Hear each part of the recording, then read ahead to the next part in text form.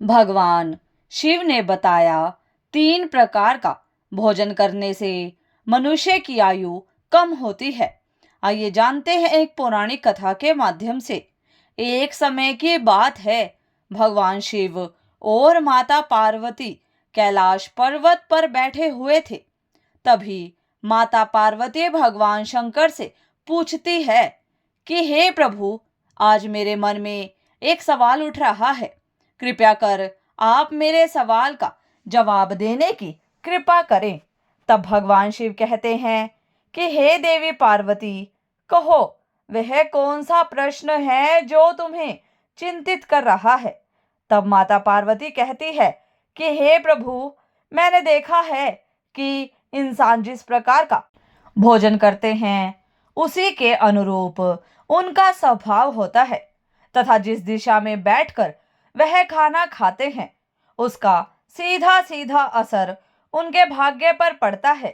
क्या यह बात सत्य है? और अगर यह बात सत्य है तो हे स्वामी, मनुष्य को किस प्रकार का भोजन करना चाहिए? किस प्रकार का भोजन मनुष्य की आयु को बढ़ाने वाला होता है और किस प्रकार का भोजन मनुष्य की आयु को कम करने वाला होता है, और किस दिशा में मुख करके भोजन करना चाहिए? कृपया करके आप मेरे इन प्रश्नों का उत्तर दीजिए। तब भगवान शिव कहते हैं, हे देवी, आज आपने शमशत मनुष्य जाति के कल्याण के लिए बहुत ही महत्वपूर्ण प्रश्न किए हैं। यह बात सत्य है कि मनुष्य जिस प्रकार का भोजन करता है उसी के अनुसार उसका स्वभाव, भाग्य और उसका अगला जन्म निर्धारित होता है। भगवान शिव कहते हैं, देवी, मैं तुम्हें एक पवित्र कथा सुनाता हूँ। उस कथा में तुम्हारे सभी प्रश्नों के उत्तर तुम्हें मिल जाएंगे। प्राचीन समय की बात है, एक बहुत बड़ा वन था। उस वन में एक छोटा सा तालाब था। एक बार उस तालाब के पास से एक ऋषि गुजर रहे थे, तो उन्हें तालाब के पास ही एक सुंदर और पवित्र कुटिया दिखाई दी। उस कुटिया में कोई साधु महात्मा नहीं रहता था। वह कुटिया पूरी तरह से खाली थी। वह ऋषि एक रात के लिए उस कुटिया में रुक गए और सुबह उठकर वे उस तालाब के पास चले गए, तो उन्हें रास्ते में एक मुर्दा दिखाई दिया, अर्थात एक औरत की लाश पड़ी हुई थी। उस लाश को देखकर ऋषि ने सोचा कि यह कौन है और इसकी मृत्यु कैसे हुई, तथा यह इस वन में किस लिए आई होगी। ऋषि को उस मरी हुई औरत के बारे में जानने की अभिलाषा हुई। तभी अचानक आकाश मार्ग में उन्हें एक दिव्य विमान दिखाई दिया और वह दिव्य विमान उस तालाब के किनारे पर आकर रुक गया और उस विमान से एक दिव्य औरत उतरी और वह उस तालाब में नहाने के लिए चली गई। भगवान शिव कहते हैं, देवी, वह औरत जो थी वह राजकुमारी थी। तालाब में नहाने के बाद वह बाहर आई और उस मुर्दे का मांस खाने लगी। उसने पेट भर उस मुर्दे का मांस खा लिया और फिर से विमान में बैठकर स्वर्ग की ओर जाने लगी। तभी ऋषि ने उस राजकुमारी को आवाज लगाई, हे देवी, तुम कौन हो? तुम स्वर्ग की अप्सराओं की तरह दिखाई पड़ती हो, लेकिन तुम्हारा भोजन राक्षसों की तरह है। तुम मुर्दे का मांस क्यों खा रही हो?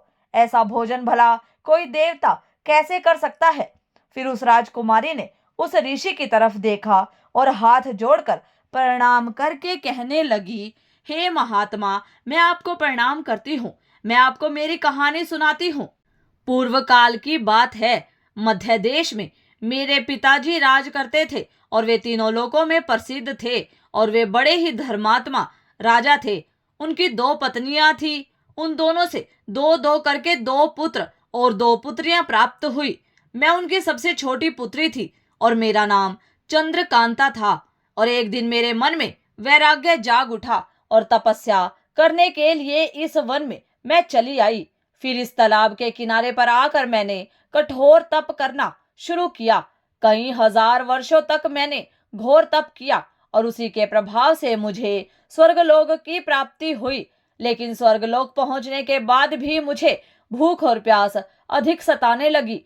मेरी सभी इंद्रियां तिलमिला उठी। फिर मैंने स्वर्गलोक के सर्वश्रेष्ठ देवता धर्मराज से पूछा, हे धर्मराज, मैंने तो सुना है कि स्वर्गलोक में किसी भी प्राणी को भूख और प्यास नहीं लगती, फिर मुझे भूख और प्यास क्यों लग रही है?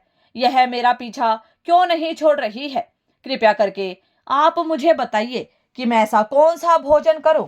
फिर धर्मराज ने कहा, हे राजकुमारी, पृथ्वी पर दान धर्म करने पर ही इस लोक में भूख प्यास से मुक्ति मिलती है, लेकिन तुमने अपने जीवन में कभी दान धर्म नहीं किया, कभी किसी भिखारी को भीख नहीं दी, तुमने राजमहल में रहकर भी द्वार पर आए हुए ब्राह्मणों को भोजन नहीं दिया, तुमने सदैव ही उचिष्ट भोजन किया है, हमेशा बिना स्नान किए ही तुमने भोजन किया और भोजन शुरू करने से पहले तुमने भगवान का धन्यवाद नहीं दिया।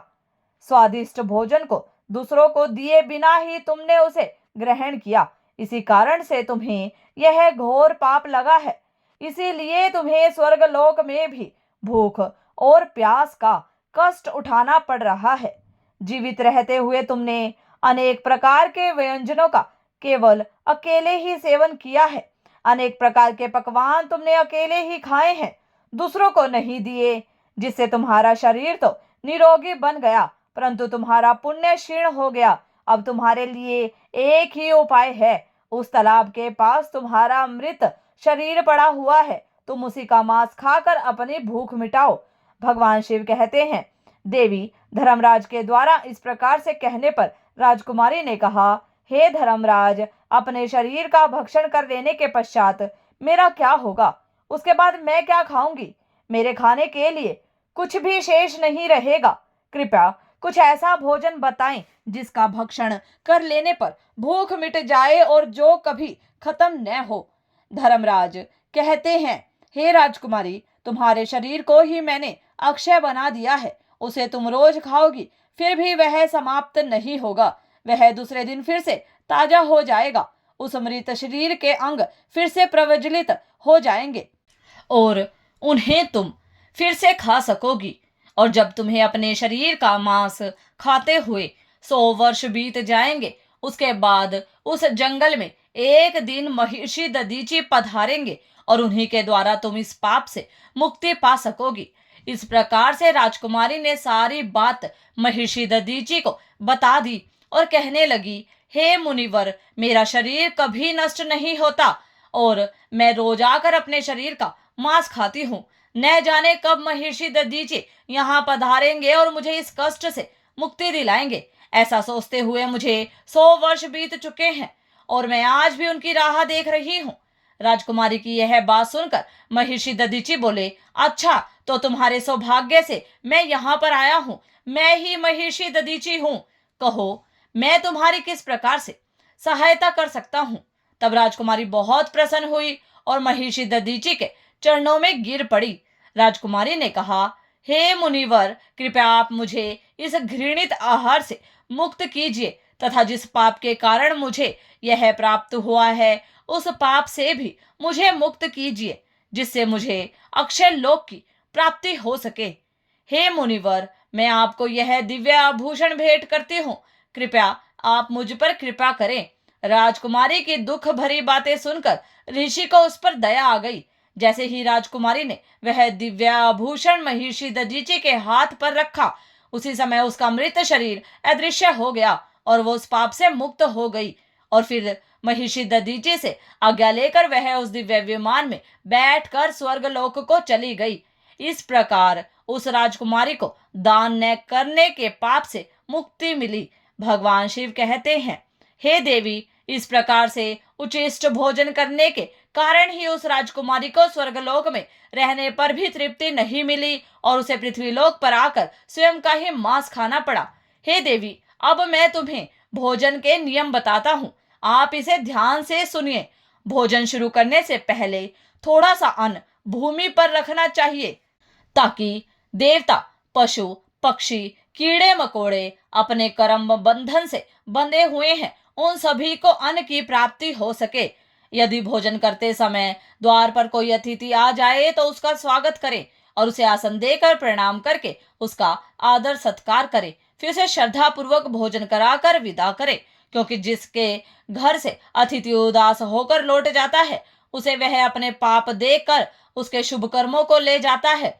भगवान शिव कहते हैं, मनुष्य को घर में रहने वाली विवाहित कन्या और गर्भ धारण की हुई स्त्री तथा बड़े बुजुर्गों को भोजन कराने के बाद ही भोजन करना चाहिए। इन सभी को भोजन कराए बिना जो स्वयं भोजन ग्रहण करता है उसका भोजन पापमय बन जाता है।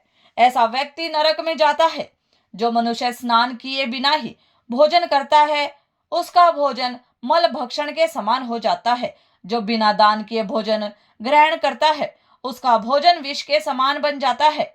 मनुष्य को चाहिए कि परोसे हुए भोजन का अग्रभाग अग्नि को देकर ही भोजन करना चाहिए। भोजन को एकाग्रचित होकर करना चाहिए। भगवान शिव कहते हैं, देवी पूर्व दिशा में बैठकर भोजन करने से व्यक्ति रोगों से और मानसिक तनाव से मुक्त हो जाता है।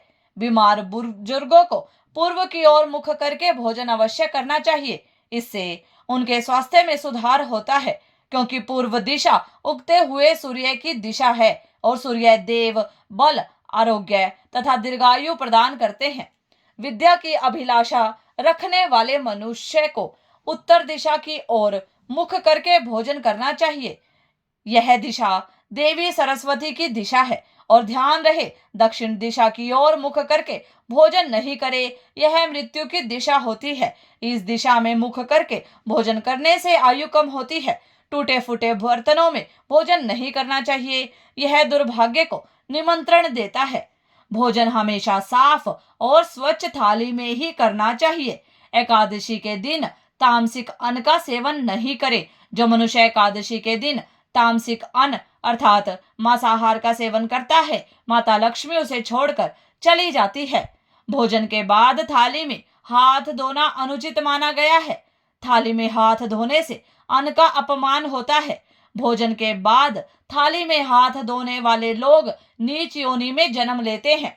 सबसे महत्वपूर्ण बात ध्यान रहे कि व्यक्ति को बिस्तर पर बैठकर कभी भी भोजन नहीं करना चाहिए। ऐसा करने से व्यक्ति कई प्रकार के रोगों से ग्रसित हो सकता है। भोजन केवल जमीन पर आसन लगाकर ही करना चाहिए। भोजन करते समय दिशाओं का ध्यान रखना बहुत ही आवश्यक होता है। यदि गलत दिशा में बैठकर अथवा गलत दिशा में मुख करके भोजन करने से व्यक्ति को उसके अनिष्ट कारक परिणाम प्राप्त होते हैं। भगवान शिव कहते हैं, जिस भोजन के ऊपर से कोई पैर रखकर चला गया हो अथवा कोई व्यक्ति भोजन को लांग कर गया हो तो ऐसे भोजन को कभी नहीं खाना चाहिए। ऐसा भोजन अशुद्ध हो जाता है। ऐसे भोजन को पशुओं को खिला देना चाहिए। दूसरों के द्वारा लांगा गया भोजन खाने से मनुष्य की आयु कम हो जाती है और उसके शरीर में अलग अलग प्रकार के रोग उत्पन्न हो जाते हैं। भगवान शिव कहते हैं, हे देवी, मनुष्य को दूसरों के लिए परोसा हुआ भोजन भी नहीं खाना चाहिए। जो मनुष्य दूसरों का भोजन छीन कर खाता है अथवा किसी को बिना दिए ही स्वयं उस अन्न का उपभोग करता है, उससे देवी अन्नपूर्णा नाराज हो जाती है। मनुष्य को हमेशा क्रोध रहित होकर ही भोजन करना चाहिए। क्रोध की अवस्था में भोजन करने से भोजन का अपमान होता है और कई व्याधियां उत्पन्न होती हैं। यदि चित्त कहीं और हो तब भी भोजन नहीं करना चाहिए और गुस्से से भरे मन से भी भोजन करना अशुभ होता है। भगवान शिव कहते हैं, देवी, जो मनुष्य जूते चप्पल पहनकर भोजन करता है, इस प्रकार के भोजन को असुरी भोजन कहा गया है। मध्य रात्रि और मध्याह्न होने पर भी भोजन करना अशुभ माना गया है।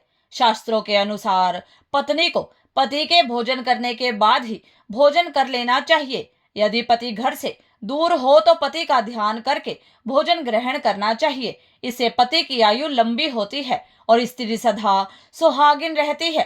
पति से पहले भोजन करना शास्त्रों में अशुभ माना गया है। इससे पति की आयु कम होती है। इस प्रकार से भगवान शिव ने माता पार्वती को भोजन का महत्व और नियम बताए। तो भक्तों, वीडियो पसंद आया हो तो वीडियो को लाइक, शेयर, सब्सक्राइब करें। धन्यवाद।